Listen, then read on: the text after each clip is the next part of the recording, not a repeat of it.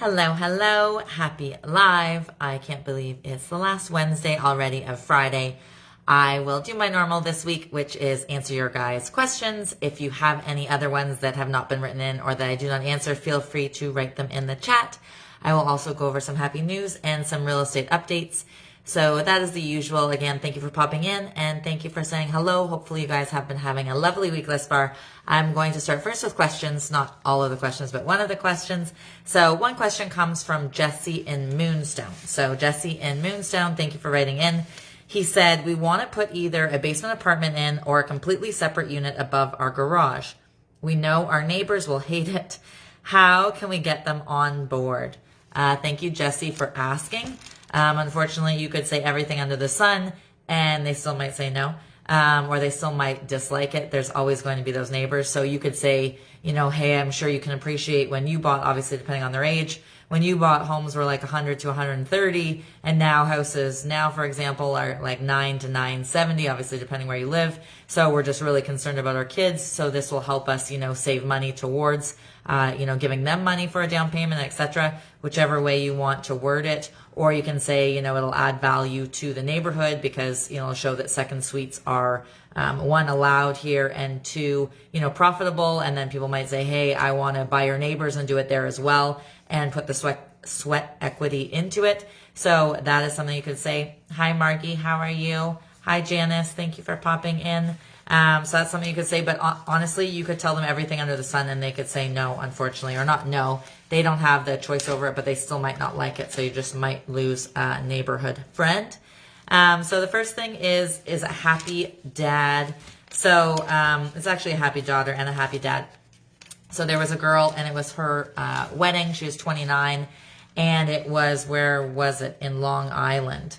And basically her whole life, she had always given her dad a construction paper made tie on Father's Day. And she didn't know that he had saved them all, and he laminated them all and he hung them on a string and wore them all around his neck on her wedding day. And she obviously started to cry, and I just thought it was super cute because I like cute things like that. Hi, Jackie. How are you? Thank you for popping in. If you guys have any questions, feel free to write them in the chat. Otherwise, I'm going to go over questions that have come in throughout the week and do real estate updates in a little bit, okay? So next question comes from Sasha in Stroud. So Sasha says, what is more important to buyers, being close to amenities or the interior of the home? Sasha, thank you for asking. Unfortunately, there's not one answer for that generalizes everybody. So some people, for example, shop in the top of their budget, right? So they might want everything. They might want to be close to the amenities. They want to be close to the grocery store, close to the schools, close to the highway, etc.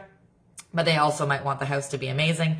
But again, depending on their price point, they may or may not be able to make that all make sense and come to fruition. But some people will just say, hey, I'm already shopping at the top of my budget. I don't have money to do the kitchen. I don't have money to do the floors. I don't have money to do the windows, furnace, etc. So they want it all done, and they'll just drive a little bit extra to those places. And other people are like, no, I've lived 25 minutes from the grocery store. I've lived this, I've lived that, and I don't want to do it again. And I'd rather, put in a kitchen that I like, because let's just say it has this white kitchen, they want a gray kitchen. Or it's, somebody did a laminate floor and they want hardwood, or they want carpet or vinyl or what have you. So everybody's different. There's not a answer that answers that completely for every buyer, but thank you, Sasha, for asking, and hopefully that helps you a little bit.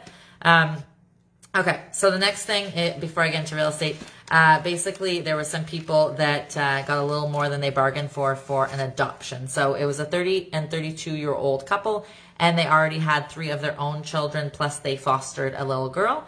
And somebody came to them that had known them for about 18 months and said that she was pregnant and said she wanted them to raise it and she didn't want the child. So they, obviously discussed it, but then said yes to it.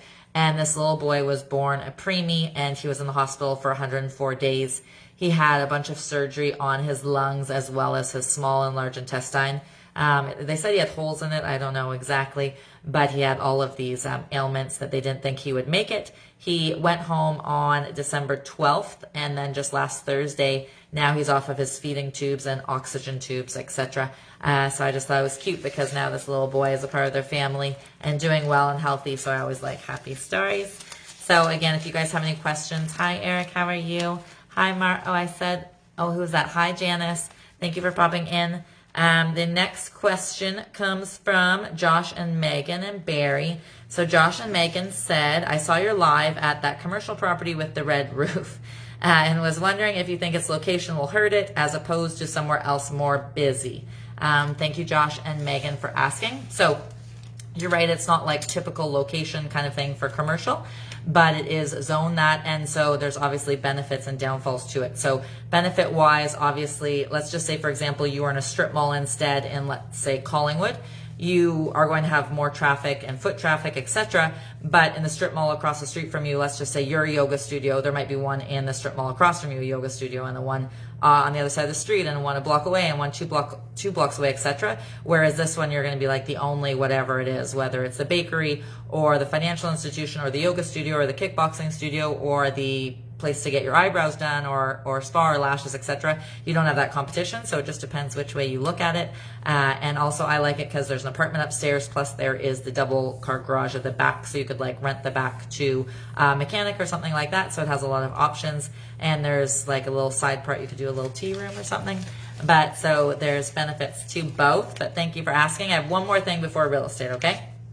Okay, so scammers. I'm sure you have all either heard about or gotten a phone call yourself or gotten an email about somebody saying like, hey, I lost my passport, or hey, I'm in jail, or something like that. And usually you know that it's just a scam. So there was a 73-year-old lady just outside of Long Island, and she got a call saying that her grandson was in jail for drunk driving, but her grandson is not old enough to drive, so he's like 12. So she knew that it was a scam.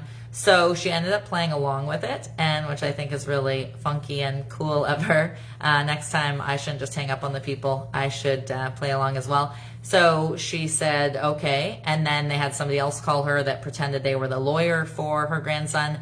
And then she said, you know, I have the money at home, because they kept trying to get her to wire it to them. And she said, I have the money at home, but I can't drive. You know, I'm waiting for surgery or something like that. So they said that they would send the bail bondsman or something to her home to get the cash, which was $8,000 of what they asked for. So she said, okay. She obviously in the meantime called the police. And so right after she handed the fellow the envelope, he was basically tackled on the front lawn. And so I feel like, who's the sucker now? So anyways, they got him. He was a 28-year-old. So that's what happened. Hi, Tyler. Happy Wednesday. I hope all is well. Okay, so now we're jumping into real estate stuff. That's my randomness. If you guys want to ask questions, feel free to do so. Otherwise, I'm just going to keep rambling on. Okay. So a lot of people are counting down the days to the election, okay? So as many people know, they call it the housing crisis because there is no inventory at all. Some people say there's a lot more, you know, to it than that, but I'll go over a bunch of things, and I do every week as well. So people, you know, may just be waiting for the whole housing side of it, or there might be something else that, you know, is important to them, and that's why they're going to elect a certain person. But that is coming June 2nd, okay? So a lot of people, like, as we get closer to, I'll say, you know, NDP is saying this about housing, liberals are saying this, and blah, blah. But again, I'll wait till a little bit and do closer like I did last year, just so you can see, okay, they're saying this many homes, they're saying this about whatever, they'll all have their parts that they'll say. So I'll do that closer too, though. I'm not going to do it yet. It's still too far away. So a recent economist basically called the real estate market, he said it's like an unkillable monster in a movie. I don't know if he has young kids, but that's what he called it. And he said, you know, it withstood a global crash. So obviously like places like the United States, etc., Italy, Greece, and so forth, say they had homes that were like $400,000 or $500,000 in 2008 and 2009. They dropped to 80,000, 90,000, some 130,000, some like 40,000, obviously depending on the country. But Canada withheld that, and then 2 years of the pandemic, and our prices have still soared. So that's why he called it that monster. Hi Gabe, how are you? Hi Kevin, hi Patrick. I can't see everybody in the little bubble there. Hi Darren, thank you for popping in. So that's what they are calling it, the whatever he said, unkillable, undestructible monster or whatever. And then what else has been happening is they're calling them $1 million cities. So back in the day, people would know if you thought of like, hey, where does it cost $1 million to live in Canada? You'd think of Vancouver and BC, or you'd think of Toronto, etc. But now they're saying these $1 million cities are popping up all over Canada. So there's different ones. So Simcoe County, 1 month we had over $1 million. Oakville's had over $1 million. Durham, York, Mississauga, Orangeville, and Hamilton. So that part surprises me. Hamilton. So all these $1 million cities, again, places where the average sales price is now over $1 million. And then client asked me during the week, well, what's happening in the States? Because they were thinking about moving to the States.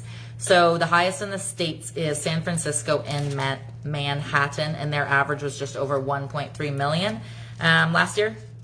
Los Angeles was 900 to 950, which is crazy to think that Barrie and Los Angeles have similar pricing, but that is what's happening. Seattle is averaging 720, Boston's averaging just under 700, and Phoenix is averaging 423, and Atlanta 375, and Chicago 315. So basically for less than half of a price of a home in Barrie, you can live in Chicago. So yes, we're having crazy high prices in Canada. So if we convert that US to Canadian, it's still, I did it before once on one of the weekly lives. I did like every single place, like major cities in the States compared to here. And it was like $423,000, which is still way cheaper than a townhome in Barrie, which it will be about $700,000 to $800,000, depending exactly where and how old it is. So January in 2020, which was obviously basically right before COVID, and then January of 2022. So January in all of Canada in 2020, the average sales price across Canada was $504,000 and change. It was $320,000, but I just like to say $504,000. It's easier. And then January of 2022, the average sales price was $748,000 and change. Okay, so from 504 to 748 in 2 years, which is up 48.4% in 24 months. And the average normally is around 6.6 that it goes up across Canada. Okay, so not 48.8 in 24 months. It's normally 6.6 a year. Okay, so obviously the craziness and the skyrocketing, and then hence why they say the just the crazy market, the whatever they want to call it, the monster that can't be killed, etc. Hi, Darren. Okay. So we know there's obviously no alignment with hourly wage, like what people are making compared to how much homes are going up. It's not like people's wage, was $15 and now it's $37 and they can afford all of these higher priced homes. That is not ever equating. So we do know that. And so inflation did go up 5.1%. So obviously besides homes going up a crazy amount, people are noticing gas prices going up and food prices as well. So that's just even harder for people that are not already in a home to save to get into a home when they're paying, higher amounts for rent, higher amounts for gas, food, and so forth. So it's just harder and harder for them to get into the market.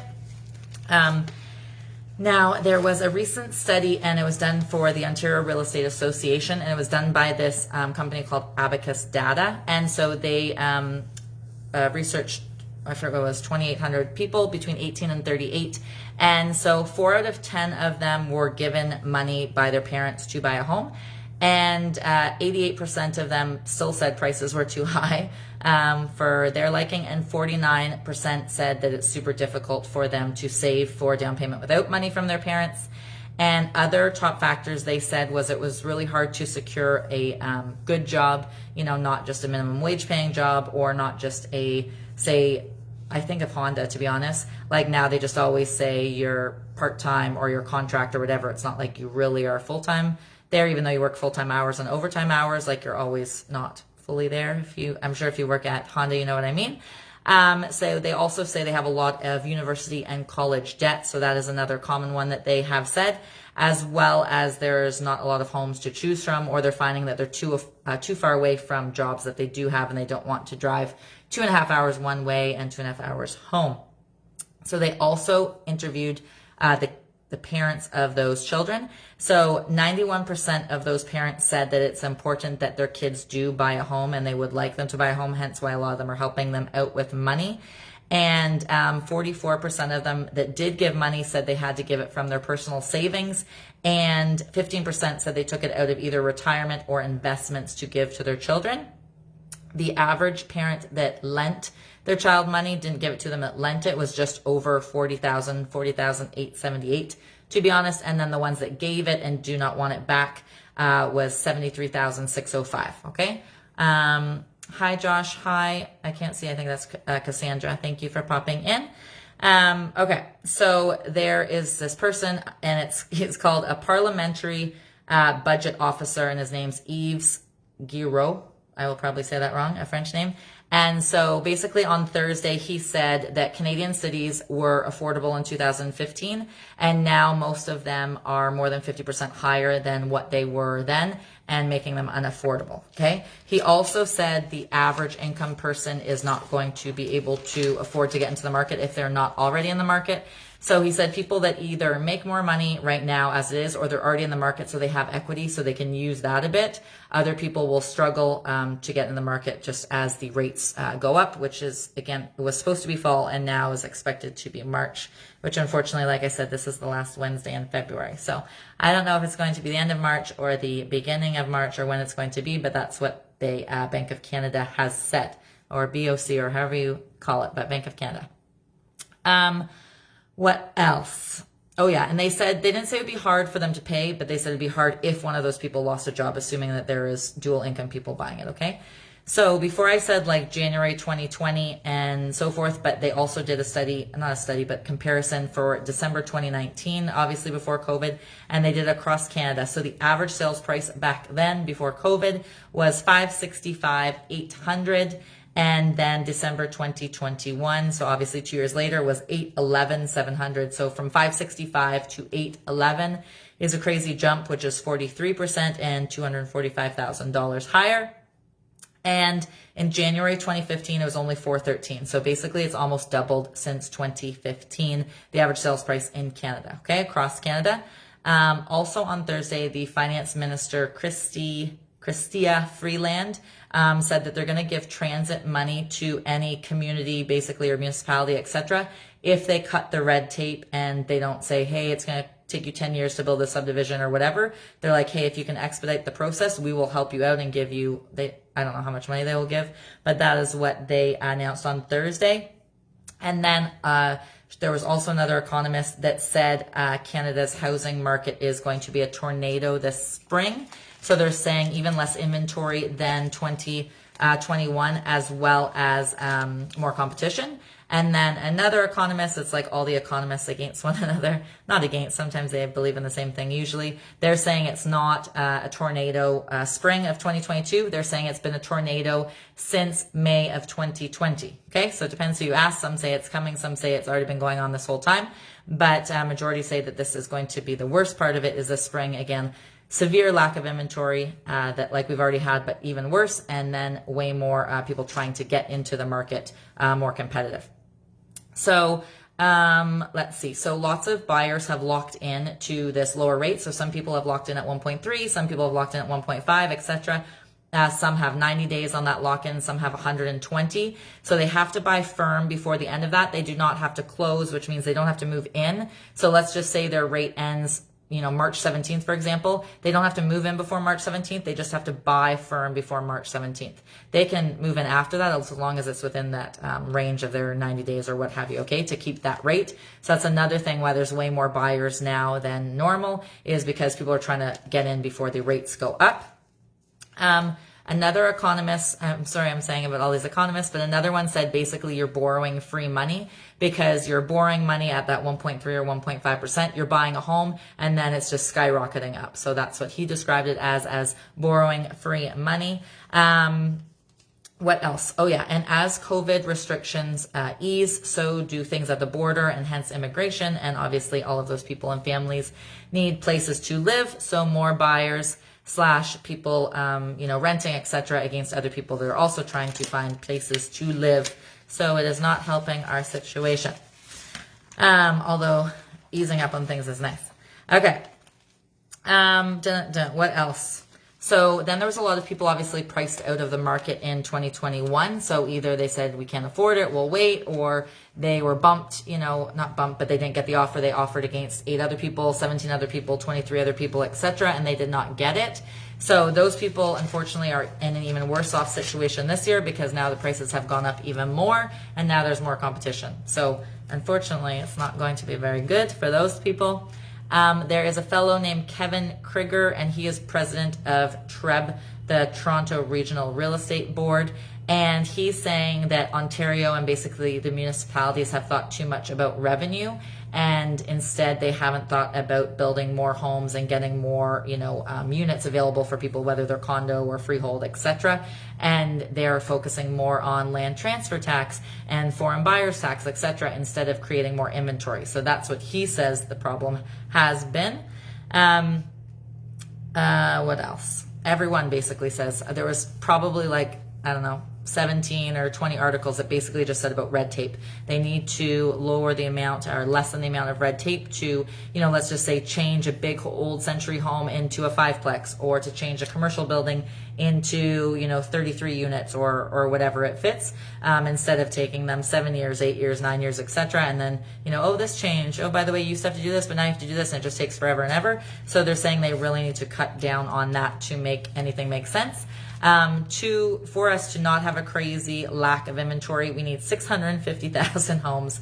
Hashtag no pressure. 650,000 homes ASAP. So we don't have such a seller's market because we have all of these people trying to buy and no inventory. So if anybody knows a way how to get 650,000 homes really quickly, let me know, because we could really do with that. Okay, so in the last 7 days, I'm going to go over places in Simcoe County. I'm going to tell you how many places were listed, how many places sold, etc. Okay? And again, if you guys have any questions, feel free to ask. Hi, Katie. How are you? Hi, Romy. I can't see who it is, if it's Katie or Romy. So Barrie, in the last 7 days, there were 68 new listings. Of those 68 new listings, 16 conditionally sold and 65 sold firm, which means 81 are gone off the market. But if people are doing their math, I said only 68 were listed. So that means more were sold than were listed. That means it had to go into last week's inventory, which was already going into the week before's inventory, etc. Again, there is just no inventory, which has been a very common trend for majority of the time I've been doing these lives. 4 people increased their price in the last 7 days. 1 person decreased their price. And some people might say, well, how come that person didn't sell? Well, maybe they're just listing lower and they want the bidding wars, and they did that, which is most likely the case. And then 20 people got keys to their property, which means they bought it in the last, whatever it could have been. They could have bought it 2 months ago, 3 months ago, 4 months ago, but they got keys in the last 7 days, okay? Condos in the last 7 days, there were 14 new listings, 9 of them conditionally sold, 21 of them sold firm. So obviously there are more condos selling as well than are being listed. So 21 were sold and only 14 were listed. 4 people got keys to their property, 1 person decreased their price, and 4 people canceled. I don't know why they canceled. Doesn't give details. In Innisfil, in the last 7 days, there were 15 new listings, 1 conditionally sold, and 11 sold firm. So that's the only one there's actually a little bit extra is in Innisfil. So 12 total are off the market of the 15. So Innisfil still has a little bit of inventory if you're looking for some. Aurelia, in the last 7 days, there were 13 new listings, 3 of them conditionally sold, 14 sold firm, so 17 are gone, and there was only 13 to begin with. So they went into last week's as well, into their inventory. Oro, in the last 7 days, Charlie is fed up with me. My dog just left. He was laying at my feet, and I guess he's over it. Oro, in the last 7 days, there were 9 new listings, and 2 of them conditionally sold and 11 sold firm. So obviously 13 is more than the 9 that were listed. So again, going into last week's inventory and older inventory. Again, if you guys have any questions, feel free, or I will just ramble on here, okay? Spring Water, in the last 7 days, there were 9 new listings, 1 of them conditionally sold and 9 sold firm. So 10 sold out of the 9, again going into old inventory. Only 1 person got their keys for some reason in Spring Water. Only 1 person moved. And then ESSA, in the last 7 days, so just west of Barrie, there were 12 new listings, 3 conditionally sold and 8 sold firm. So 11 out of the 12 are gone. So there is a 1 house extra inventory in ESSA this week, and 1 was suspended. They didn't say why, but 1 was suspended. Okay, and I'm jibber jabbering. All right, so the next question comes from Corey and Oro. So Corey and Oro said, our mortgage is due to renew in June. Do you think we should renew it now instead? Also, should we get extra money out? Thank you, Corey, for asking. I am not a mortgage broker. I'm a real estate broker, but I mean, that would seem to be the general consensus that, you know, the rate is going up. So if you can lock in now at 1.3 or 1.5, I would imagine that would be the thing that they would suggest you to do. And as for extra money out, I don't know if you mean a line of credit or refinancing your house, etc. I would just say it depends what you want to do with it. So if you want to take it out and you want to go gambling at the racetrack, I don't even know if the racetrack's open, or you want to go to the casino, I also don't know if that's open, and do that kind of thing, I would say no. If you want to put it into your house and you want to finish your basement, or you want to put a deck in the backyard, put a fence, put a pool, etc., buy a rental property, buy a cottage, and so forth, then I would say yes. So it depends what you want to do with the money, but it definitely makes sense because it is so cheap right now. Like that person said, free money basically, because you're putting it into hopefully real estate and again, not gambling, and then it's just going up in value. So I would do that if you could. And thank you for asking. So, again, I do happy news too with a mix of stuff. So obviously in first world countries, if children outgrow their shoes, we buy them new shoes. But in other countries, they maybe just have donated shoes or they have no shoes at all. So there was a fellow that was 37 and basically he created these sandal type things. So at the front of the sandal, there's like little notches and you can like move it along and it's bendable. So as the kids grow, the shoes still grow with them. I know it sounds weird, but they adjust like 3 sizes on the width and then 5 sizes lengthwise. Because I didn't know this, but 1.5 billion with a B people are exposed to parasites and diseases every year through soil and so forth. So people obviously wearing no shoes are more apt to get them from the soil transmitted diseases. So he saw this girl basically in Kenya a few years ago with these shoes that didn't fit her. And so he started this whole thing. And so I thought that was really cool. Just an FYI, there is 783 million that live on less than $2 a day, $1.90. So just an FYI, we are very blessed here, but I just thought that was really neat that he saw this little girl and invented this whole thing. So I thought that was cool. The next question comes from Beth in Wasaga Beach. So Beth in Wasaga Beach said, how much realistically would I need to have saved to buy a typical house right now? Thank you, Beth, for asking. It depends where you want to buy. I don't know if you want to buy in Wasaga Beach or you want to buy in Newfoundland, etc. But let's just say Wasaga Beach, the average there, it was 9 something. I did it on last week's live or the week before. But let's just say 800 for easy sake, because I don't know, again, where you're buying. So obviously 40,000 down is your 5%. But doesn't mean you can get it with 5%, only if you look at your debt to service ratio, you have good credit, and then you also have that money, etc. They're going to look at everything as well as your jobs. Do you jump around jobs a lot? Are you self-employed? Did you work somewhere for this, 3 months, and then somewhere for 7 months, and somewhere for a year and a half? And they're all different. They're not going to like that. So they might not let you only put 5% down. They might want to have 10, 15, 20, etc., depending on how risky they think you are. And again, they're going to look at your credit. Do they think you have good credit, fair credit, low credit, etc.? So you might get away with it with 40,000 down, but just depends on all of those factors. You're also going to have to think you need land transfer tax as a buyer. There are some incentives through the government, so they could give you $4,000 back towards it. If, for example, your land transfer tax is only $3,200, you don't get to keep the extra $800. They just only give you $3,200, okay? And then also maybe you might need to have some furniture, appliances, etc. Most places come with appliances, but just in case you might want to have that as well and have some money set aside for maybe a mover, a moving truck, etc. Okay, thank you for asking. Next thing, a bumper sticker. I know it sounds weird, but a bumper sticker in New Zealand saved somebody's life. So there's this girl, she's 22. I'm going to go to her name because I forget it. Brooke Lacey, she's 22 in New Zealand, and she suffered from depression in the past. So basically she had 600 stickers made up, and what her stickers made up said, and this was a couple years ago, it says, please don't take your life today. The world is so much better with you in it. More than you realize, stay. Okay, so she had this and she put these on bridges, on waterways, basically anywhere she could think of, railway tracks, etc., that might be common for people taking their lives. And she also had one on her bumper of her car.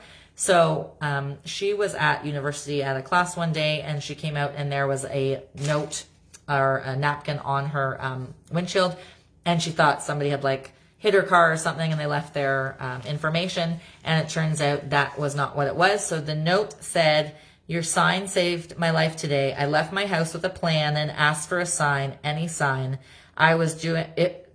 Sorry, any sign that I was doing the right thing. When I saw your car in the parking lot. Thank you again." So there's obviously lots of people that struggle with mental health, and then obviously that's just been amplified since COVID. So please reach out to loved ones and just, make sure that you're touching base with as many people as you can, just in case some people are suffering that you don't know about. But I like that, obviously saved somebody. So it's a little note that saved somebody's life. So I like that. The next question is from Beth and Mark in Alcona. So Beth and Mark said, "We really want to capitalize on this market and move out east.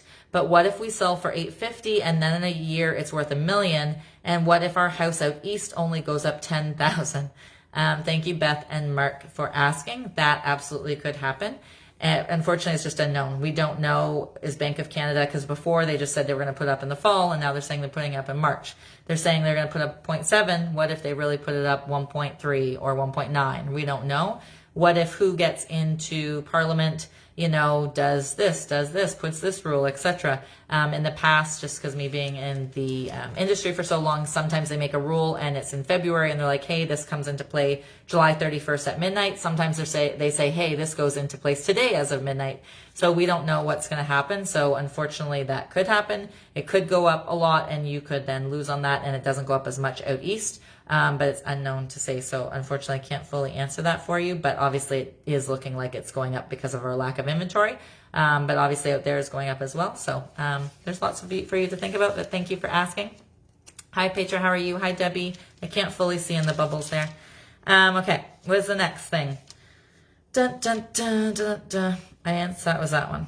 Okay. So a new friend. This is about a new friend, not my new friend, my dog Charlie, but there was a young couple and they both worked online, and they were basically living abroad in Greece and Portugal because of the pandemic and being able to work over there. And then they decided to check out Spain. So they were in Spain and they were driving along, and there was this little dog that kept following them. And so they were, taping it with their phones, etc. But the dog wasn't going away. And they ended up pulling over somewhere like quite farther down, and the dog caught up to them. They thought like it would go back to a farm or something. So they checked out the dog. He was really dirty. He didn't have a collar. So they took it to a vet, and the vet, did some treatment for ticks or something. I forget if it was ticks or fleas maybe. And it wasn't, I forget that microchip or whatever it's called, embedded. They didn't have that. And the vet asked where they got the dog, and they told them, and it's actually a common spot that they dump dogs. So when they found that out, they quickly adopted the dog and took the dog home to their 3 cats. That was kind of at the end of their vacation anyways. So they're back in Canada now. But I just thought it was cute because they got a new dog and a new friend saved. Anyways, I hope that you guys have a beautiful evening. I hope that answered any of your questions. Feel free. I know some people are shy. You can ask me your questions throughout the week. I don't have to answer them on here live. And I hope you guys all go after your dreams, be wonderful and generous to each other, and have a fabulous evening.